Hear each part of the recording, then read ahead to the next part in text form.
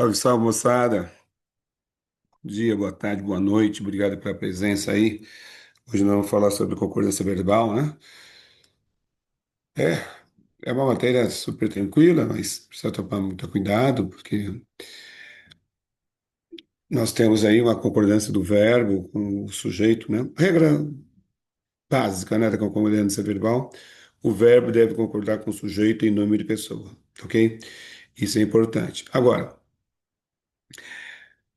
é importante também a gente frisar que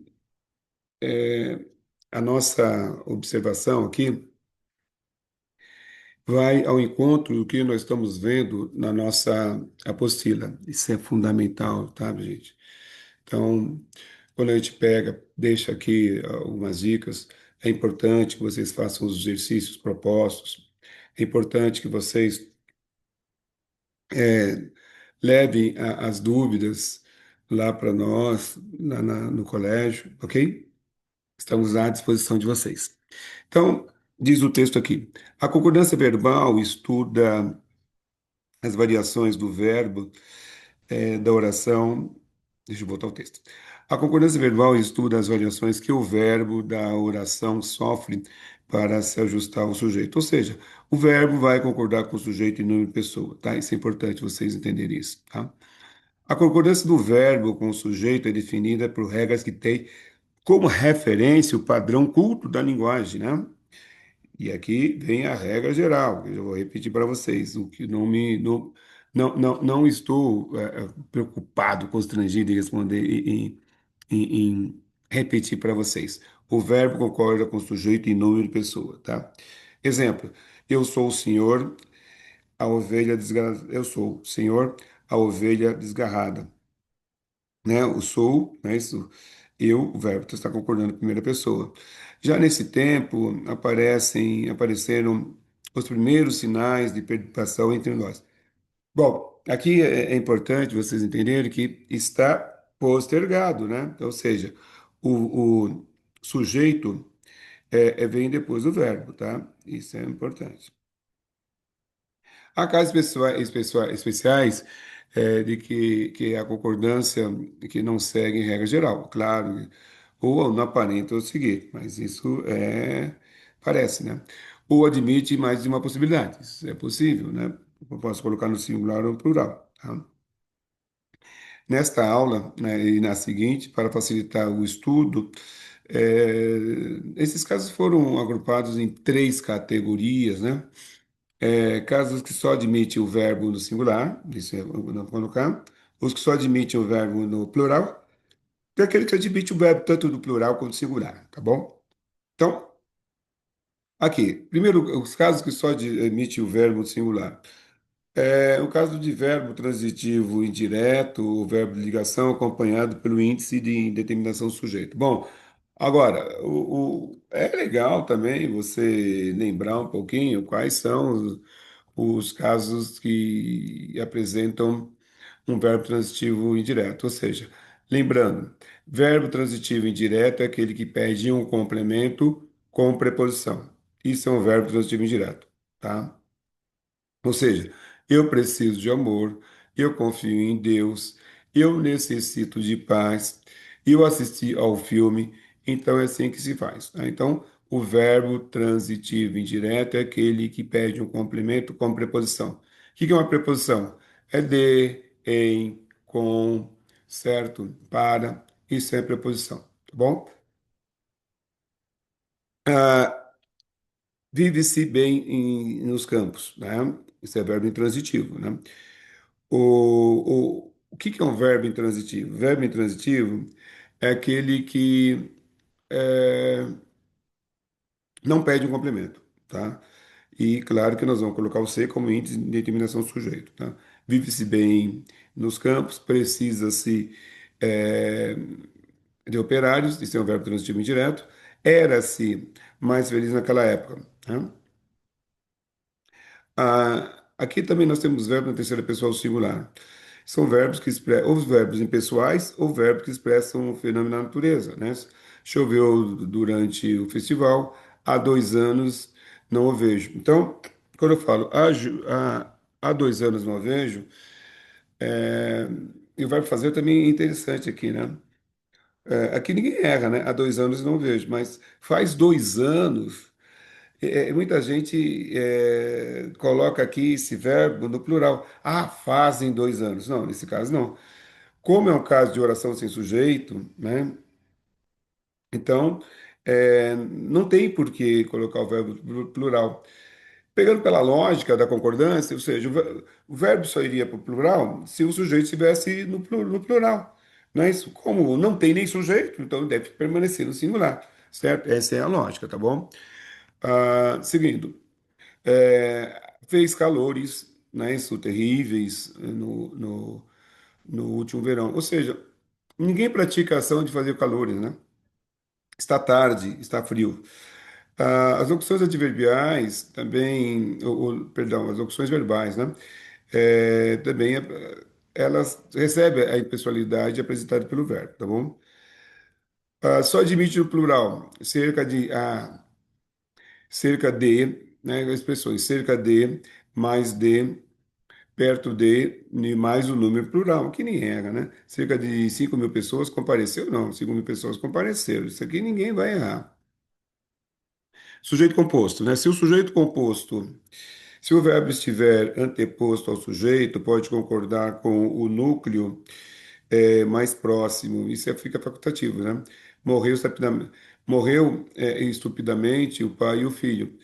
Mas aqui também eu posso colocar no plural, tá? Então aqui tanto faz sujeito no plural como no singular. Eu posso falar morrer estupidamente ou morreu estupidamente, tá?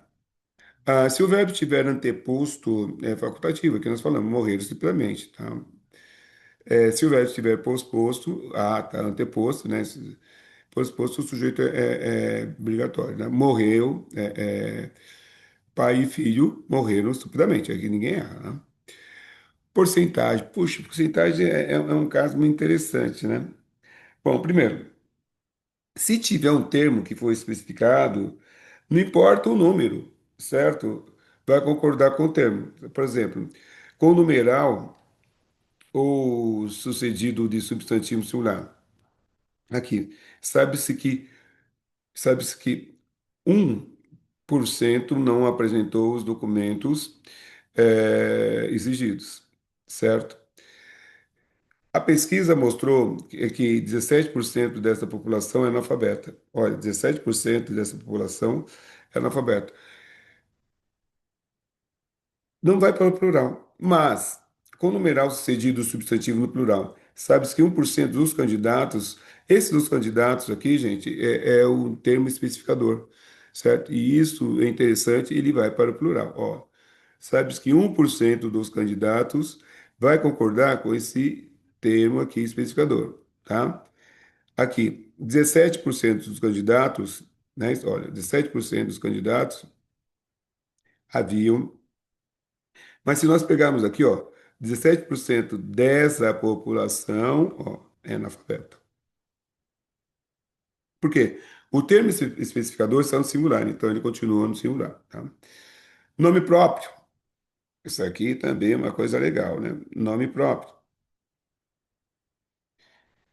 Se ele não tiver um determinante, o que que é o determinante? É isso aqui, ó. Os, é o determinante, né? Que é o artigo, né? Esse artigo, esse determinante, ele deverá vir necessariamente no plural. Certo? Quando não vem determinado por um artigo, o artigo no singular, né? O campus é uma região petrolífera, certo? Ninguém vai falar os campos são, né? O campus são uma região, certo? Mas o Amazonas nasce nos Andes, né? Isso e não está no plural, tá ok? Seguindo aqui, deixa eu desligar aqui a setinha aqui para ela poder. Aqui, desliga aqui. Foi, desligou.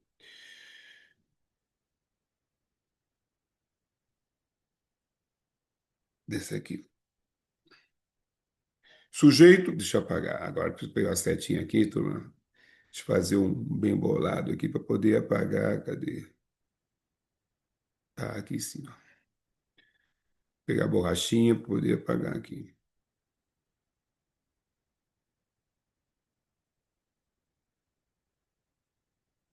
Tá aqui, né? Então, pronto. Deixa eu desligar aqui. Vai. Obrigado. Vamos abaixando. Obrigado. Tá aqui. Voz passiva, né? Bom, lembrando que voz passiva, gente, é a relação que existe entre o verbo e o sujeito. Então, a voz passiva expressa uma ação sofrida pelo sujeito. Então, se o sujeito estiver no singular, o verbo deverá permanecer no singular. Mas se o sujeito estiver no plural, o verbo deverá permanecer no plural, ok? Então, vende-se uma casa na praia. Sujeito, casa, né? Singular. Então, vende-se. Ofereceu-se um prêmio ao primeiro colocado. Ofereceu-se um prêmio, sujeito, um prêmio, tá? Agora, se o sujeito paciente estiver no plural, o verbo vai para o plural, necessariamente, tá? Então, vendem-se casas na praia e ofereceram-se vários prêmios ao primeiro colocado, tá bom? Olha, tem uma bateria de exercícios aqui, né, que são interessantes, né, de nós comentarmos, né? Aqui. A figura a seguir trata da taxa de desocupação no Brasil, ou seja, proporção de pessoas desocupadas em relação à população economicamente ativa de uma determinada região em um recorte de tempo, né? A norma padrão da língua portuguesa está respeitada na interpretação do gráfico em A. Não é isso? Durante Durante o ano de 2008, foi em geral decrescente, melhor dizendo, né, a taxa de desocupação no Brasil. B, nos primeiros meses de 2009, houveram eh, acréscimos na taxa de desocupação. Em 12 de 2008, por ocasião das festas, a taxa de desempregos foram reduzidas. Poxa vida. A taxa de pessoas desempregadas em 4 do 8 e 2 do 9 é estatisticamente igual a 8,5, né? Em março de 2009, as taxas tenderam a piorar. Gente, não existe crase diante de verbo, tá? A piorar entre 9 e 10 pessoas empregadas, ok? E aqui está a resposta, né, que vocês têm aí no caderninho de vocês, né, que houveram, nossa senhora, né? A correta é a, né? Eu falei para vocês, não tem crase diante, né, também.